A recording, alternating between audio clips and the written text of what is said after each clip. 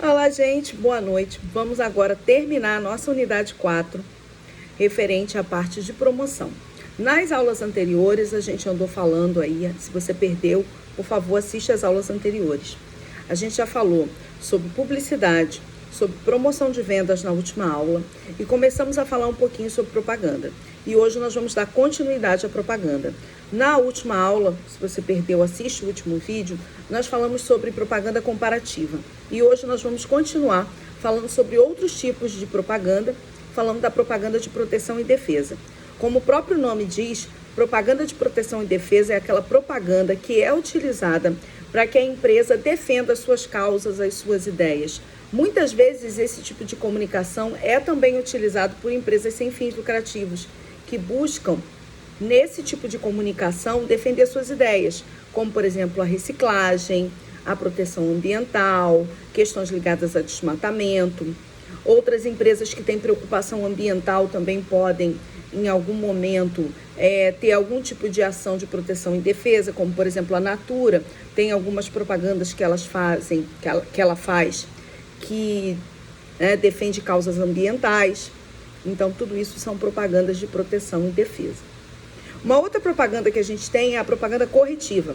A propaganda corretiva, também chamada de errata, é aquela propaganda que é usada para corrigir uma propaganda anterior que foi veiculada de maneira incorreta. Vamos imaginar que vocês tenham feito uma propaganda e nessa propaganda anterior vocês tenham divulgado o preço errado de um produto ou uma informação técnica errada. Quando você fizer uma propaganda corretiva, você vai fazer uma propaganda que se chama errata para corrigir uma informação que foi veiculada anteriormente e que estava errada, que não era aquela correta. Então, onde se diz preço R$19,90 e leia-se R$29,90. Não confundam propaganda corretiva com propaganda de recall. Recall é outro tipo de coisa, não tem a ver. A propaganda de recall, na verdade, é uma propaganda informativa, ela não é uma propaganda corretiva. Propaganda corretiva é a que corrige uma propaganda anterior que tenha sido feita de maneira equivocada. Além disso, a gente tem a propaganda de lembrança. A propaganda de lembrança, como o próprio nome já diz, serve para você lembrar do produto, né? Passou um tempo, a empresa está um tempo já que não faz nenhum tipo de comercial, então ela utiliza uma propaganda de lembrança para lembrar daquele produto, seja numa data comemorativa, seja numa época específica, ou quando ela entende que é necessário que o mercado consumidor lembre que aquele produto está disponível no mercado. E, por fim, a propaganda subliminar. Por que eu deixo sempre para o final para falar de propaganda subliminar? Porque a propaganda subliminar, hoje, ela virou muito mito. As pessoas acham que tudo é propaganda subliminar. Sendo que o conceito de propaganda subliminar é o seguinte, é aquela que tenta influenciar a sua mente indo com informações abaixo do limiar de conhecimento. É uma coisa que o seu subconsciente somente vai perceber, você não vai perceber. Essa propaganda, para ser desenvolvida, ela precisa ser feita por profissionais que saibam, que conheçam a mente humana. Psicólogos, psiquiatras, pessoas que tenham essa informação. Então, você, a gente não vai conseguir criar por querer, querendo uma propaganda subliminar. É necessário que a gente tenha esse conhecimento. Então, a propaganda subliminar, ela é mais rara do que a gente pensa que é. Muitas vezes a gente fala, mas tem um determinado comercial que aparece uma Coca-Cola. Isso é uma propaganda subliminar? Não. Isso é uma propaganda intencional onde aparece a Coca-Cola. Ela pode aparecer, sei lá, aqui, ó, no meu armário, ó, na minha prateleira, mas ela apareceu com intenção, então ela não é subliminar. Se você consegue ver que tem uma garrafa ali, não é subliminar. Subliminar é uma informação que chega até seu cérebro, você recebe um comando e você não sabe por que foi e por que fez aquela determinada atitude, tá? Então tem essa diferença. Não confunda com mensagem subliminar, que é uma coisa que é bem comum, né? Na internet, a gente fala muito de mensagem subliminar. Existem lendas que dizem que, por exemplo, se você tocar o disco da Xuxa ao contrário, você vai ouvir coisas. Isso são mensagens subliminares. Na internet tem mensagens subliminares fálicas em desenhos da Disney. Não tem a ver com propaganda subliminar.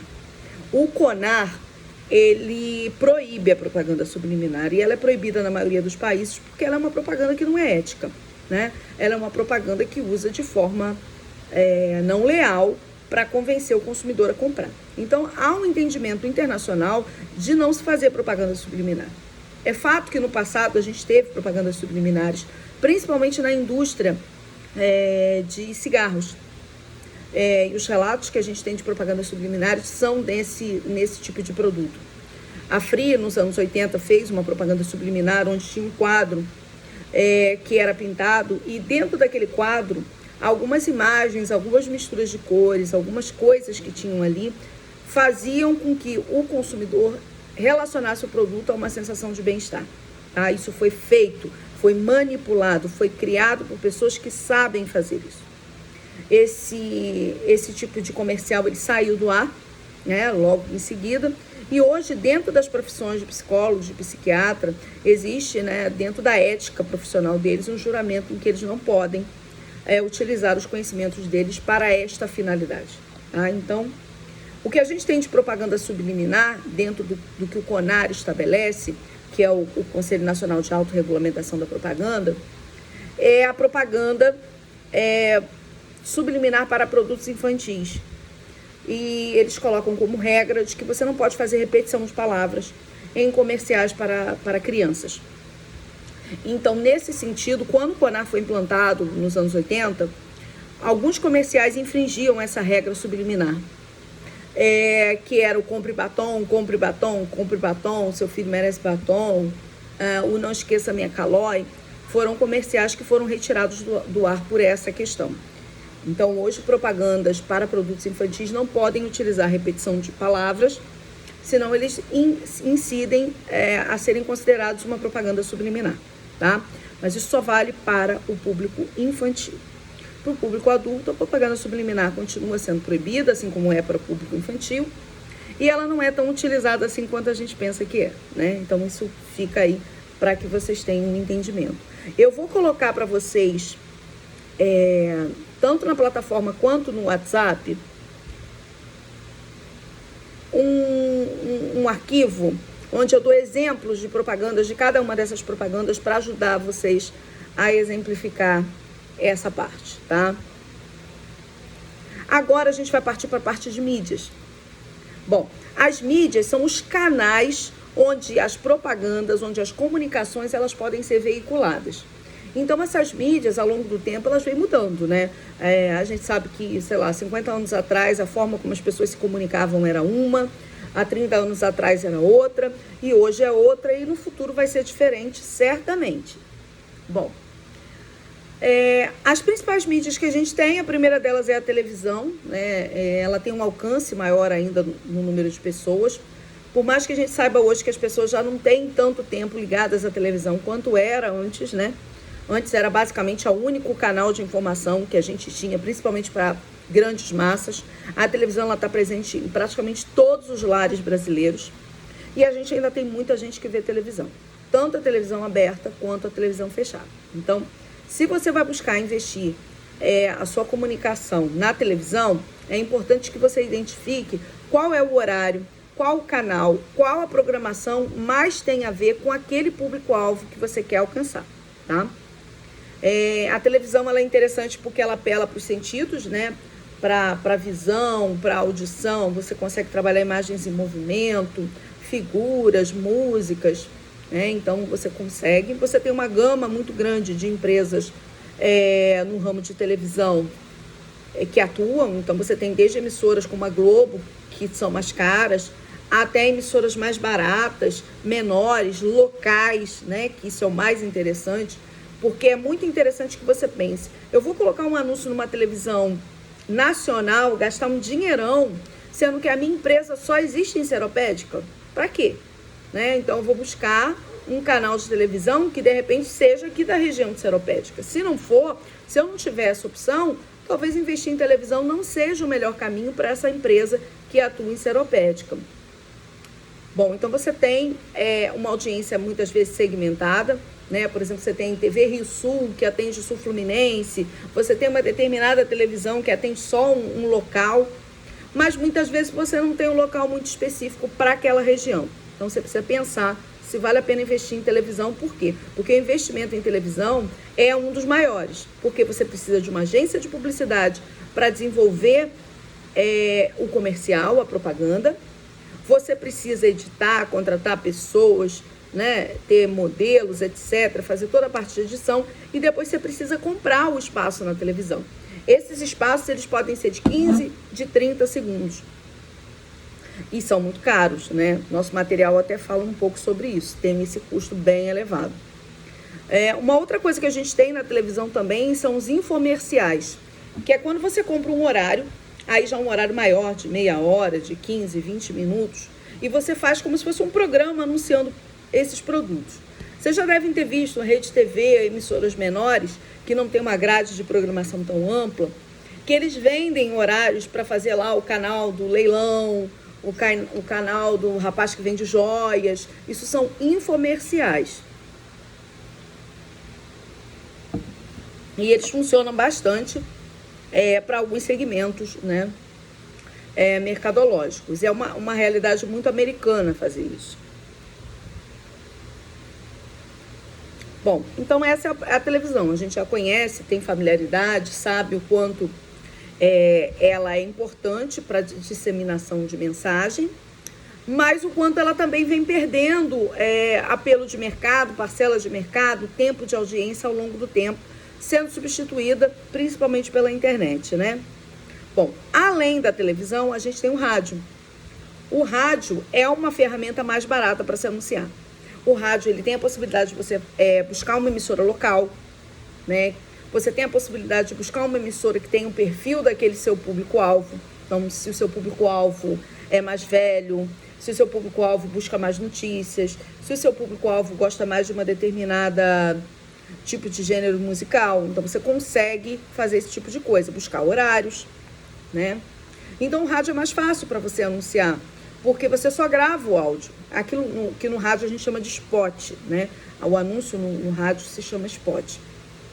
Então você grava e você consegue atualizar, de repente colocar preços, promoções da semana. Então ela tem essa possibilidade, né?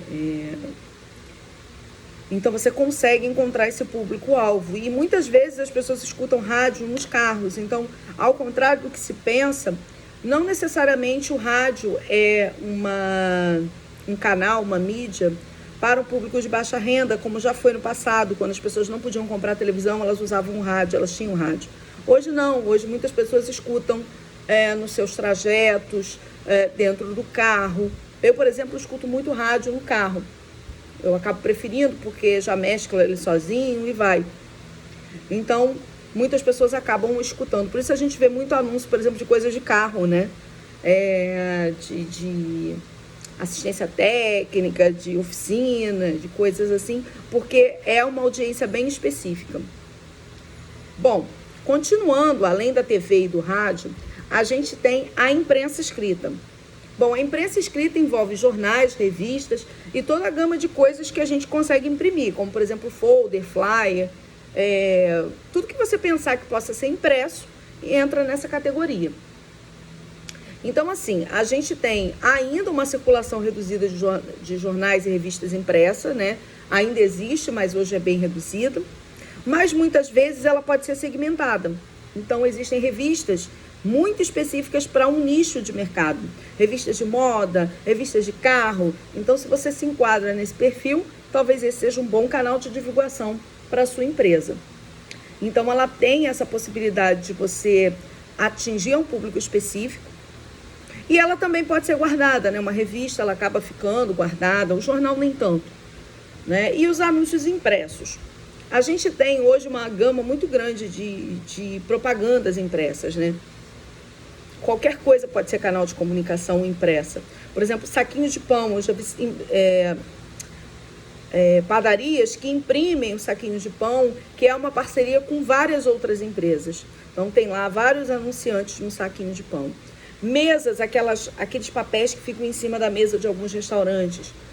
Também churrascarias, com várias marcas, vários anunciantes. Então, a gente tem outras possibilidades de impressão, além do panfleto, do folder, do cartãozinho, né? Que são mídias impressas.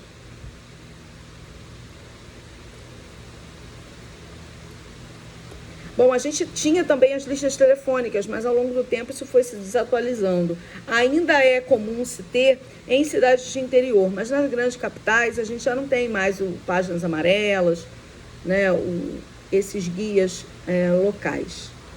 Fora isso, a gente tem a mala direta. A mala direta também é uma mídia que continua sendo bastante utilizada. Num primeiro momento, ela era utilizada por correio. A gente recebia aquilo que a gente chamava de anúncio para resposta imediata. Depois ela passou a ser virtual, né? Por e-mail, por SMS, por notificações diversas que a gente recebe enquanto está no nosso dia a dia, às vezes até navegando na internet. Então a mala direta é aquela comunicação que é enviada para um público, e o ideal é que ela seja enviada para um público específico e não massificada, né? Como era feito antigamente. Hoje, com a internet, com a possibilidade de comunicação, a possibilidade que a gente tem de ter dados e informações para ser muito preciso por meio dos algoritmos, ela permite que você mande uma comunicação específica para aquele mercado consumidor que quer aquele produto específico, né? Hoje a gente sabe o quanto isso funciona, né? A gente até comentou isso em sala. Às vezes você está falando alguma coisa, o seu celular sabe que você está falando aquilo e no momento seguinte ele oferece aquele produto para você através de uma mala direta, mas não mais aquela mala direta que todo mundo vai receber, mas uma mala direta que é só sua, que é fruto das suas pesquisas, que é fruto das suas conversas, que é fruto daquilo que você se interessa em consumir. Então, essa mala direta ela é bem interessante porque ela hoje já funciona de maneira mais segmentada. Então, ela é muito mais efetiva do que aquela mala direta que a gente tinha antes, que era chamada de lixo postal. Então, hoje, só é lixo postal se você quiser. Se você não quiser trabalhar com tecnologia de informação, com inteligência, você vai conseguir, com certeza, deixar de ser um lixo postal para ser algo muito efetivo que vai alavancar muitas vendas, porque você vai conseguir gerar promoções, cupons, ações específicas para aquilo que aquele cliente acabou de falar que ele quer. Então, é muito mais legal. E aí a gente tem o outdoor. Bom, outdoor é a propaganda ao ar livre, né?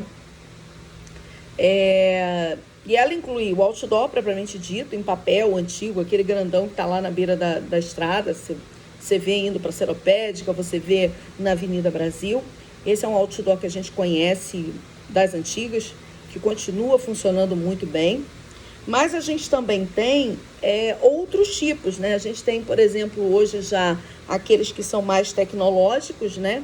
Que são de LED, enfim. A gente tem uma infinidade de tecnologias para outdoor e para comunicação ao ar livre. A gente tem comunicação de ponto de ônibus, aqueles relógios que indicam a hora, indicam a temperatura e também indicam...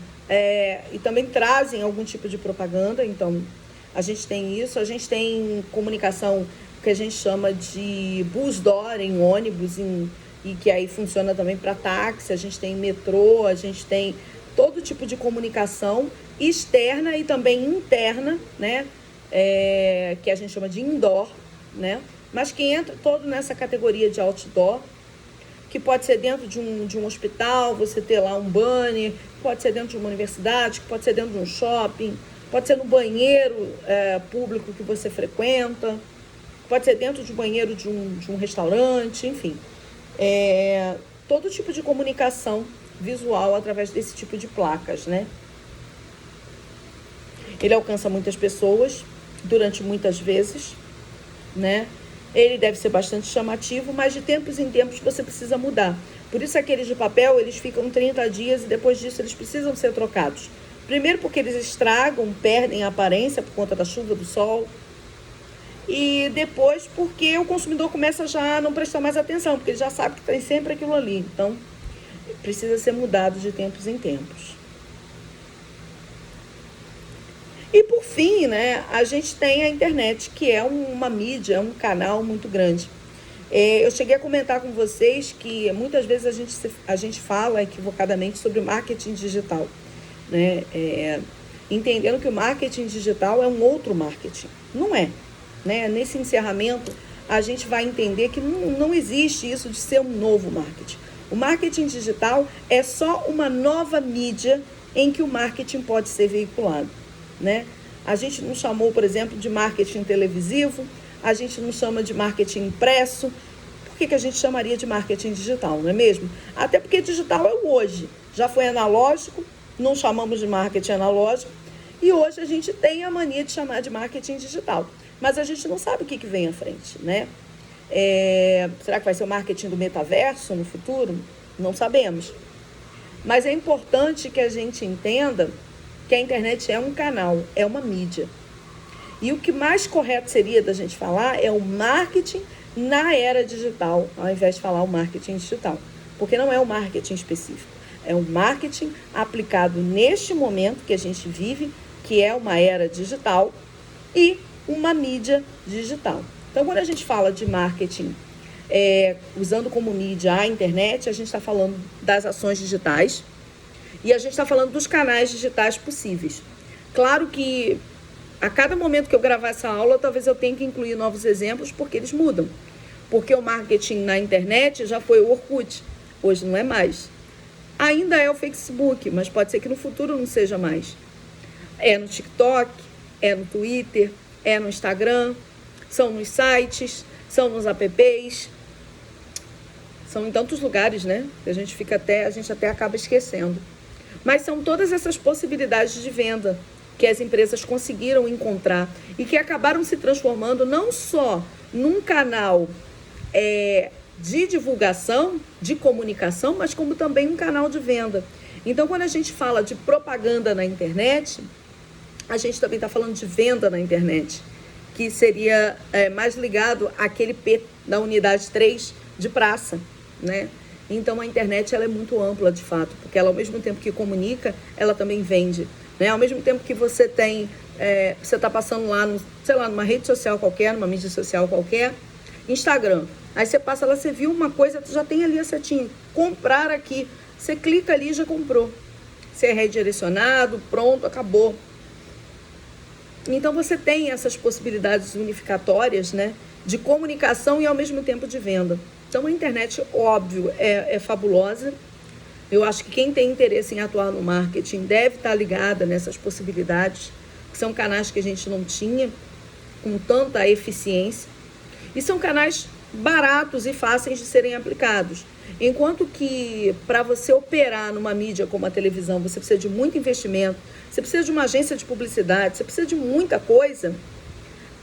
Para você atuar na internet, talvez você não precise de nada, só do seu celular.